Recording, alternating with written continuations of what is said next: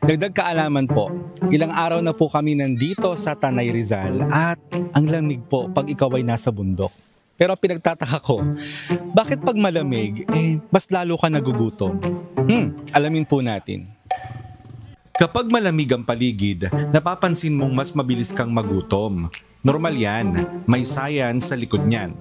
Sa lamig, mas kailangan ng katawan mo ng energy para panatilihin ang body temperature mo. So, mas bumibilis ang metabolism, kaya mas nagugutom ka. Brown fat activates in cold temperatures, helping burn calories to generate heat. Dagdag pa, kung nasa mataas kang lugar tulad ng bundok, mas manipis ang oxygen sa hangin. Kaya, mas mabilis kang huminga, mas mabilis ang calorie burn.